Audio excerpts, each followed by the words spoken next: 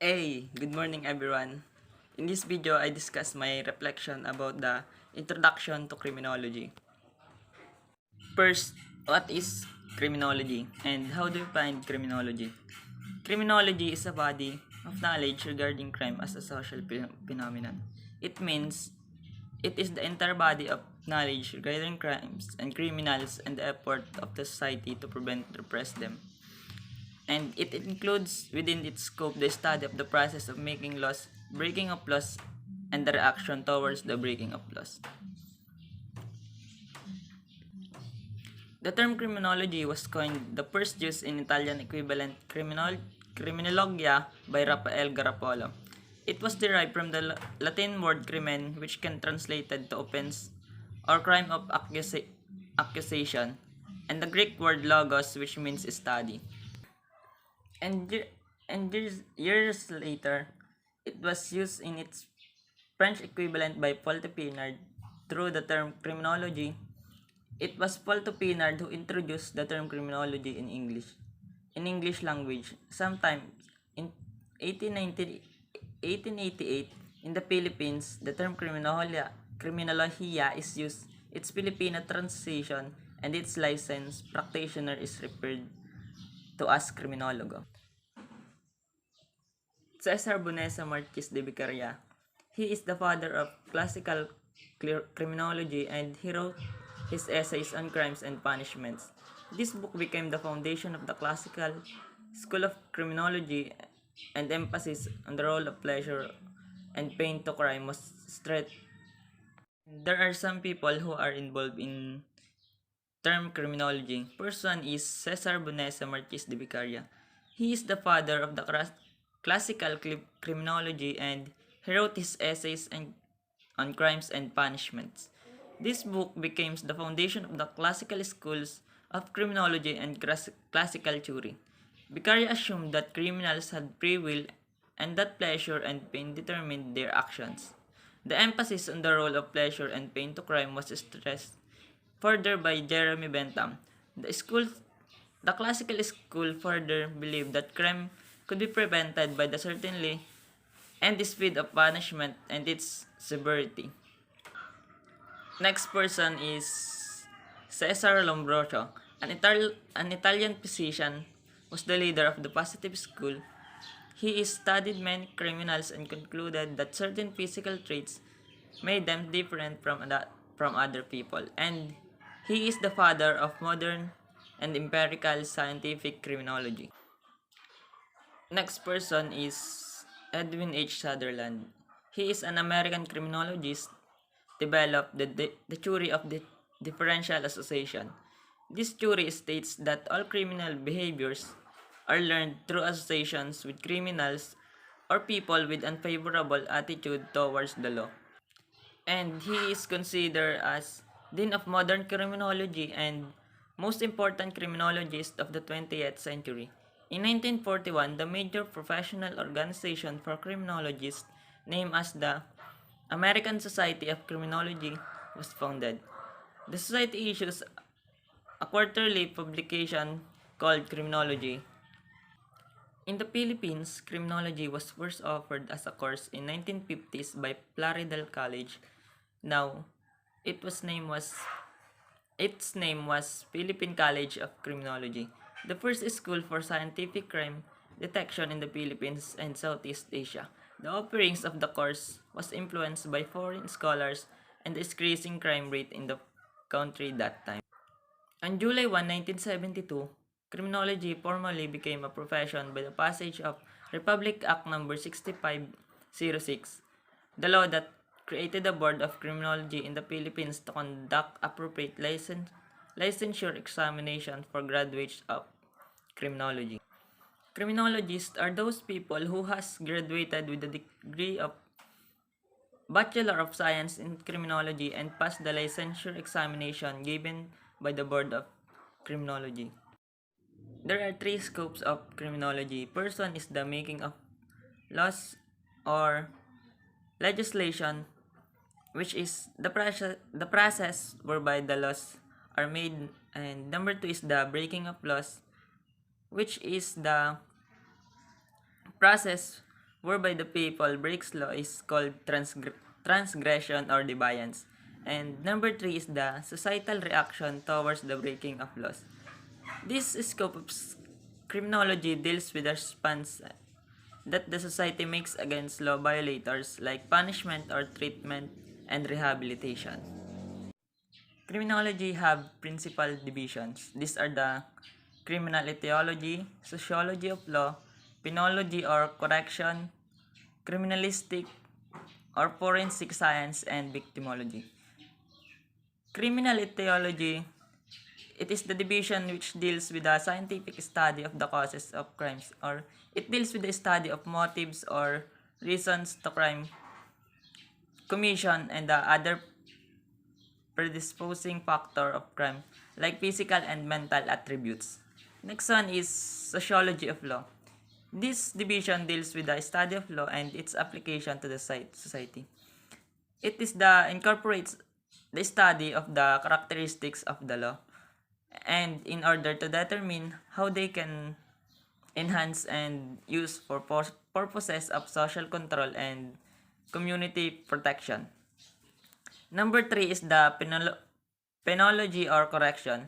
Penology is the study of pain or suffering or punishments. It deals with the imposition of punishment to criminals in order to serve the interest of justice or serves as the deterrent to all potential criminals and incapacitate criminals.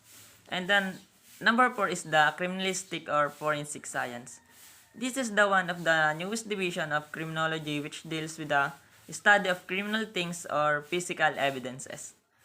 Next term is the victimology. It is the one that newest division of criminology introduced by Benjamin Jonh. The last principal division of criminology is the what we call victimology. Victimology is one of the newest divisions of criminology introduced by Benjamin Mendelssohn, which deals with the study of crimes victims as the often neglected party in the criminal justice system. It means in victimology, it is the some victims are present in these divisions. There are 3 principal sciences in criminology, and these are the sociology, psychology, and psychiatry.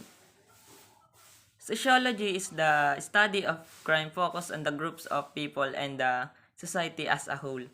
It includes the study of the different environmental influences and factors to crime like family, peers, and schools or neighborhood, as explained in theories such as differential association theory that expressed or suggested by Sutherland. Next one is the what we call psychology.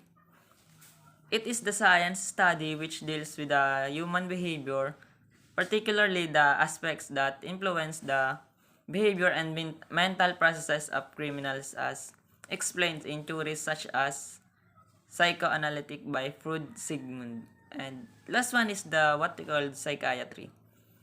The science deals with the study of human mind and its influence to criminal behaviors in terms of motives and drives. It incorporates the repression of biological needs of manserv and motives that will drive him to commit crime. It also deals with the study of mental disease or driving factors for people to commit crime. Why we need to study criminology? It is important because number 1, it is a source of philosophy of life. The knowledge earned from studying criminology is we can use it from as a guide in dealing with the real situations. And number 2, criminology is a profession. It is a practice or practice of criminology could benefit the society as a whole. Study of criminology can be prepare one to engage in professional calling. And number 3 is criminals are legitimate objects of interest. As much as people could be interested in studying other things.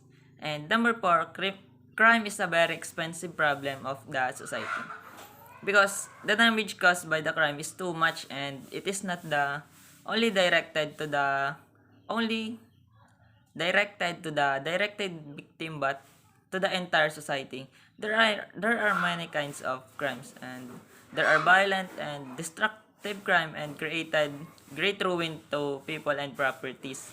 It is if the destructions caused by the crime are to be restored, they need large budget that and just imagine how much amount of resources is wasted in the act restoring the damage of crime. And there are some purposes of studying criminology. Number one is the primary aims to prevent crime and other problems associated with it. Number two is to understand crimes and criminals to serve as basis in knowing the actions to be done in prevent crimes. And number three is prepare for the career in law, enforcement and or scientific crime detection, public safety and academic or etc. Number four is to develop an understanding of the constitutional guarantees and due process in law and the administration of justice. The knowledge gained from the study of criminology can be used practically in protecting oneself against any form of abuse and injustice. And number five is to foster a higher concept of citizenship and leadership together with an understanding of one legal and moral responsibility to his fellow man or his community and the nation. The next one is the nature of criminology. There are four nature of criminology which are the number one, the applied science, the social science, and the dynamic, and last is the nationalistic. And applied science is deals with the anthropology, psychology, sociology, and other natural sciences may be applied in the study. And number two is the social science. Inasmuch as crime is creation of the society and that it exists in the society, its study must be the considered a part of social science. Number three is the dynamic. Dynamic is the criminology changes as social condition changes. This means that the progress of criminology is concordant with the advancement of the other sciences and has been applied to it. And number four is the nationalistic. It is the study which crime must always conform with the existing criminal law of the land. Criminology exists because of the desire to suppress crime which is a violation threat laws. Now, let's talk about the object of interest. Now, let's talk about the four objects of interest in criminology. These are the crimes, criminal behavior, and victims of crime. Crime defined as the act committed or omitted in violation of law, providing or commanding it. The law that punish crime is what we call criminal law. Criminal law is a branch of public law that defines crime, threats or their nature, and provides for their punishments. Generally, local laws and institutional laws and regulations are sometimes referred to as simple rules and violations and regulations. For example, is violation of the revised penal code. Revised penal code is called felony and violation of a special law is called offense. To lay down the distinction based on the point of view of some authors, violation of local laws is called misdemeanor, while violation of institutional rules and regulation is called delinquency. However, some authors use the term misdemeanor and delinquency. Now, let's talk about the four objects of interest in criminology. These are the crimes, criminal behavior, and victims of crime. Crime defined as the act committed or omitted in violation of law, providing or commanding it. The law that The law that punish crime is what we call criminal law. Criminal law is a branch of public law that defines crime, threats or their nature, and provides for their punishments. Generally, local laws and institutional laws and regulations are sometimes referred to as simple rules and violations and regulations. For example, is violation of the revised penal code is called felony, and violation of a special law is called offense. To lay down the distinction based on the point of view of some authors, violation of local laws is called misdemeanor, while violation of institutional rules and regulation is called delinquency. Crimes have a characteristic, and first one of these is it does not respect age, gender, culture, customs, and tradition, race, and religion of the society. It means old or young, or male or female, Christian or Muslim, can be both be a victim of a crime. Number two is crime is a worldwide phenomenon.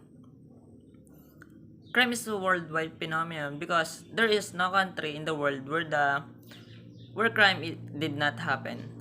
And number three is it occurs the existing economic strata. It occurs in the existing economic strata because rich or poor can both be victim of a crime. And there are some stages of crime according to the Article 6 of the RPC Book 1. First one is the attempted. This stage wherein the offender starts the commission of felony crimes directs by overt acts. And attempted does not perform all the acts of execution. Number two is frustrated. A felony or crime is frustrated when the offender performs all acts of execution. The distinction between the attempted and frustrated is in attempted, the offender did not perform all the acts of execution, while in frustrated stage, the offender performed all the acts of execution. And the last one of the stage is the consummated. A felony or crime is consummated when all the elements necessary for its execution and accomplishment are present. In consummated, both attempted and frustrated are present. Criminological classification of crime. There are some criminological of classification of crime. Example, first one is acquisitive crime. This crime is committed when the offender acquires something as a consequences of his criminal acts. Example of acquisitive crime are theft and robbery. Number two is extinctive crime. This crime takes place when the result of criminal act is destruction. And example of extinctive crime are arson and malicious mischief. Number three is seasonal crime. This crime is committed at a certain period of the year. Example of the seasonal crimes are elections and many politicians doings. Number 4 is situational crime. This crime is committed when given a situation conclude to its commission. Number 5 is episodal crime, or this is composed of serial crimes committed by series of acts within a lengthy period of time. Example of episodal crime is cases of abduction and murder committed by a single person within a period of or 5 years. Number 6 is instant crime. This crime is committed at the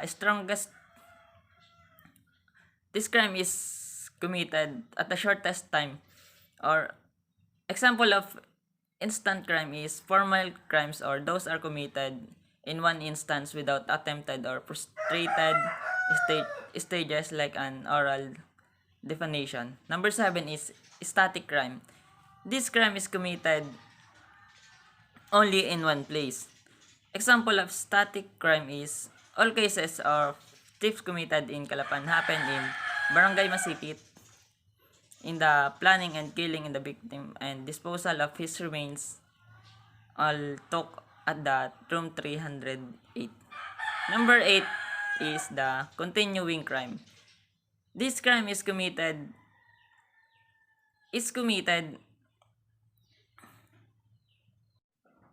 criminological classification of crime. There are some criminological of classification of crime. Example, first one is acquisitive crime. This crime is committed when the offender acquires something as a consequences of his criminal acts. Example of acquisitive crime are theft and robbery. Number 2 is extinctive crime. This crime takes place when the result of criminal act is destruction. And example of extinctive crime are arson and malicious mischief. Number 3 is seasonal crime. This crime is committed at a certain period of the year. Example of the seasonal crimes are elections and many politicians doings. Number 4 is situational crime. This crime is committed when given a situation conclude to its commission. Number 5 is episodal crime, or this is composed of serial crimes committed by series of acts within a lengthy period of time. Example of episodal crime is cases of abduction and murder committed by a single person within a period of or 5 years. Number 6 is instant crime. This crime is committed at the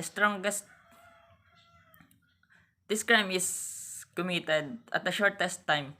Or example of instant crime is formal crimes, or those are committed in one instance without attempted or frustrated stages like an oral definition. Number 7 is static crime.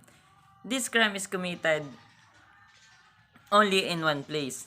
Number 8 criminological classification of crime is continuing crime. When you say continuing crime, this crime is committed in several places. Example is in crime of kidnapping. The victim was abducted in Batangas. He was brought to warehouse in Cavite and he was brought to Laguna in exchange for ransom. Number 9 criminological classification of crime is what we call rational crime. When we say rational crime, this crime is committed with an intent or reason. Number 10 is irrational crime. This crime is committed without the intent or without any reason. Number 11 is white collar crime. This crime is committed by person of responsibility in the upper socio-economic class in the course of their incapable of forming intent or reason. Number 12 is blue collar crime. This crime is committed by ordinary professions to maintain their livelihood. Now, let's go to the number 2 object of interest in criminology, and that is criminal. Criminal is a person who has committed a crime and has been convicted to final judgment by the competent of the court. And there are 2 classifications of criminals. And it is based on the etiology or causation or motivation. Number 1 classification is what we call the acute. Acute criminal is this is one who violates criminal law by impulse or due to fit of passion. And number 2 classification is the chronic criminal. This is the one who acted with the deliberation or premeditation. He plans to the crime ahead of time. And there are 2 classification of criminal based on behavioral system. These are the ordinary criminal and the professional criminal. Ordinary criminal is he is considered as the lowest mammal in the criminal profession, while professional criminal is he is the one who engage in criminal activities with high degree of skill. He uses crime in maintain a living. He uses crime to maintain a living. And classification of crime based on mental attitude. Number one is active criminal, which is this is one who commits crime to due aggressiveness. Number two is passive criminal, which is the one who commits crime because of reward or promise. Number three is socialized delinquent. This is an individual and defective socialization process or development, thus he lacks proper moral values or ethical standards. Other classification of criminal. Number one is accidental criminal and number two is habitual criminal. When you say accidental criminal, this is one who commits crime when the situation is conductive. And number two is habitual criminal when we can say that habitual criminal when one who unconsciously develop the habit or committing crime due to lack of self-control. And number three object of interest of criminology is what we call criminal behavior. Criminal behavior is an intentional behavior that violates the criminal law. Criminal behavior therefore is a beyond normal behavior since it is used to describe conducts that do not belong to the standard behavior of a man. And in criminal behavior, there are three general approaches in the study of crime. Number one is the subjective approaches. Number two is the objective approaches. And number three is the contemporary approaches. Subjective approaches deals mainly on the biological explanations of crime. Subjective explanations are focused on the identifying of the forms of abnormalities that were experienced by criminals before, during, and after committing the crime. They are the following. Number one is the anthropological approach, which is this focus in studying is the physical characteristics of an offender. Number two is the medical approach, which is the application of medical examinations on offenders. Number three is the biological approach, which is in this approach, this involves the evaluation of genetics in explaining criminal behavior. Number four is the physiological approach, which is the studies the nature of human beings and how they satisfy their physical needs. Number five is the psychological approach. This explains the development of criminal behavior or deviations of normal behavior resulting to the unpleasant emotions. It is caused by deprivation from physical needs. Number six is what we call psychiatric approach. This approach asserts that the cause of criminal behavior is mental diseases as diagnosed. Number 7 is the psychoanalytical approach. This explanation of crime is based on the Freudian's theory that criminal behavior is caused by repression or suppression of the basic drives. The next one that general approaches in study crime is the objective approach. Objective approach is those approaches deals on the study of groups, social processes and institutions as factors that influence human behavior, and they primarily derive from the social sciences.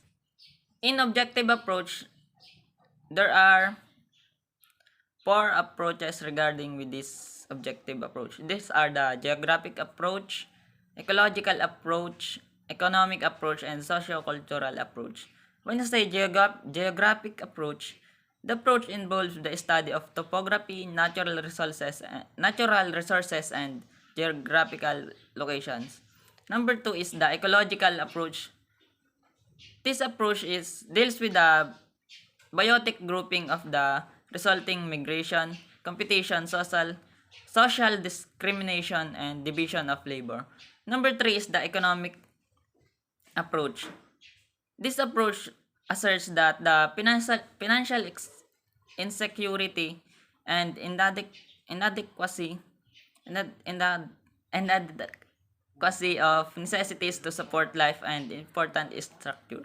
Number 4 is the socio-cultural approach.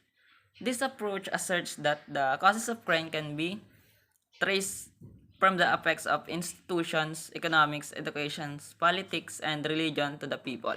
And the last general approach in study of a crime is contemporary approach. Contemporary approach is the criminologists today put emphasis on scientific explanation of crime and criminal behavior. Contemporary approach focus on the psychoanalytical, psychiatric, and sociological explanations of crime is in an integrated theory or integrated. This integrated theory is explanatory statement that combines ideas or concepts from different sources. There are 5 classification of criminal by Lombroso.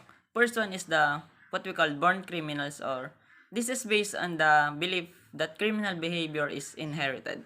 Number 2 is criminal by passion. Criminal by passion means this pertains to individuals who commit crimes as they are experienced by great emotions such as fit of anger. Number 3 classification is insane criminals. Those who commit crime due to the abnormalities or psychological disorders. Number 4 classification of criminal according to Lombroso is criminaloids. Criminaloids is person who commit crime due to less physical stamina or self-control. Number 5 is occasional criminals. Those who commit crime due to reason to push them or at a given occasions. Number 6 and last classification of crimes is pseudo criminals. These crimes is those who kill in the self-defense. Early crime of theories, early theories of crime causation. Number 1 is demonological theory or demonology.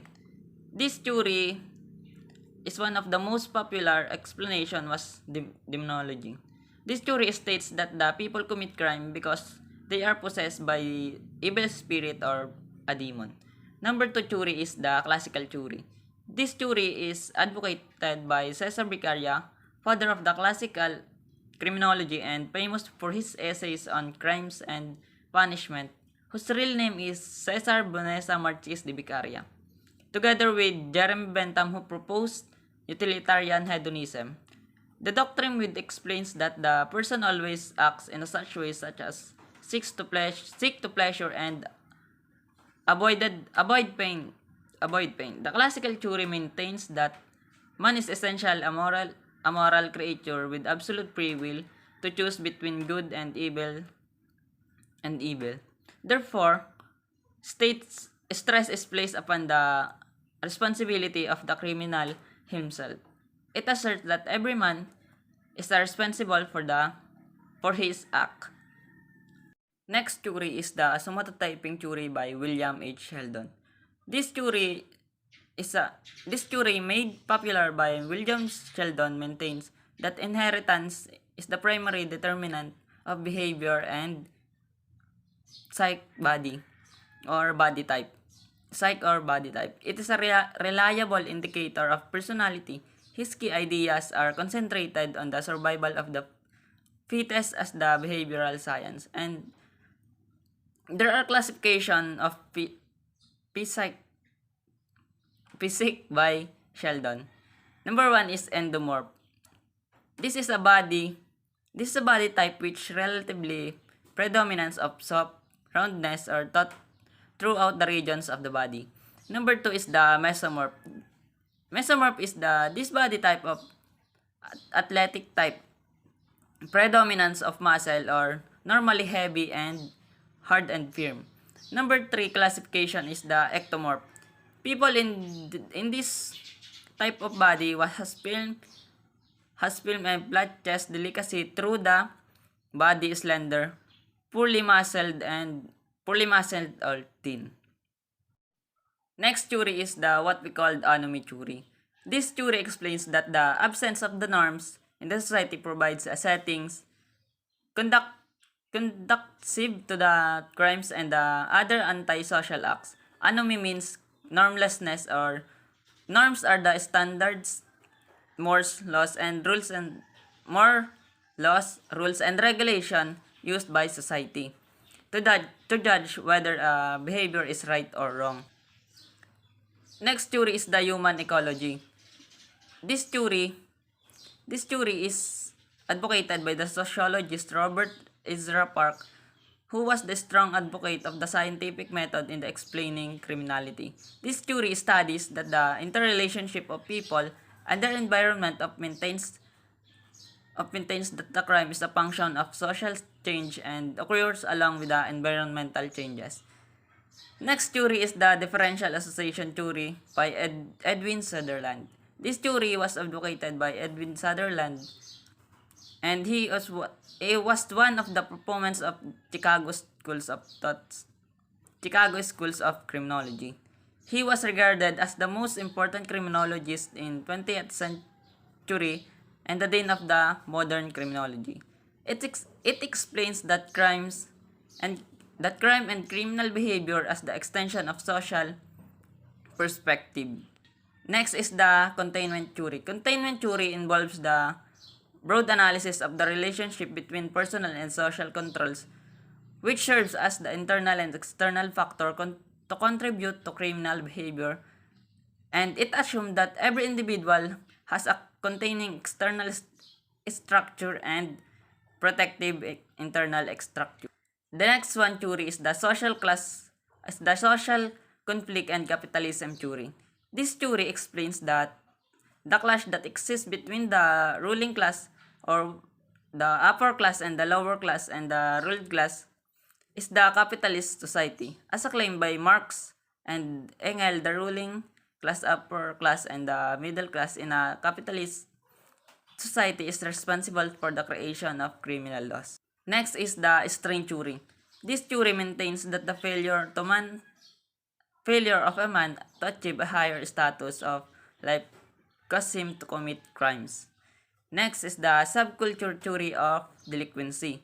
This theory is advocated by Albert Cohen, claims that the lower class cannot socialize effectively with the upper class. Next is the neutralization theory.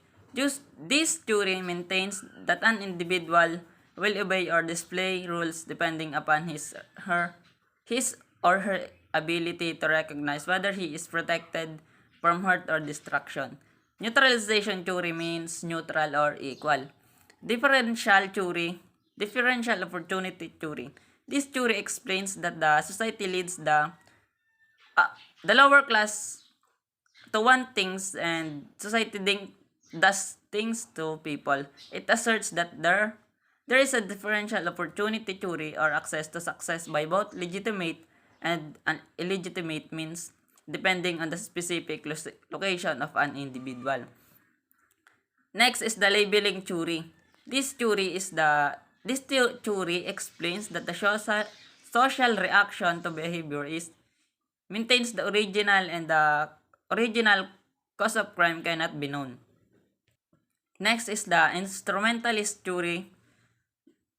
Instrumentalist theory is the theory argues that the state exists as a device for controlling and exploited the class and the labor benefit of the ruling class.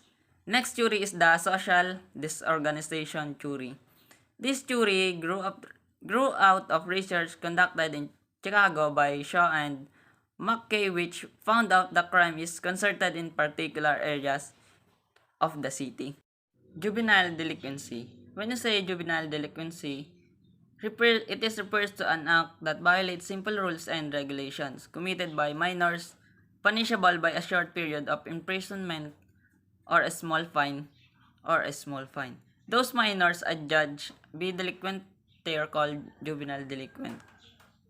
In the Philippines, The age of minority is 17 years old and below. A juvenile delinquency repeatedly violates the norms of the rules and regulation of given society.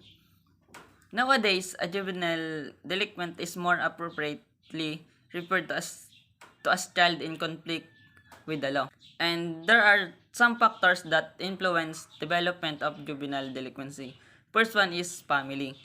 Family because family is the first and the most basic institution in the society, and it is the first institution for developing the child's potential. Number two is the poverty. Poverty is the Poverty is factors because this influence may cause people to be delinquent and criminal in order to satisfy the needs and that arise they have difficult of meeting because of financial constraints. The next one is peers. Peers because these groups of people influence the child through the association and communication. Number four is mass media. Mass media because it influences the child through the modeling and imitation. Next one is the police. Police because as the first line of defense against crime is the juvenile's first contact with the justice system. Thus, it must do its function properly and serve as a good model to a child. Next one is church or our religion. Proper moral and spiritual upbringing the child's one and the greatest factor that drives him away from the delinquency. The church plays a very big role in this by assuming the duty of the inculcating the child the proper morals and behavior. The next one is school. School because unlike the family, is the public instrument for training young people. Hence, the school is more directly accessible to change through the development of new resources and policies. The criminal investigation. When you say criminal investigation, it is an art as well as a science which deals with the identification and location of the suspected or offender and the provision of evidence of his guilt a criminal proceeding. I know is not enough.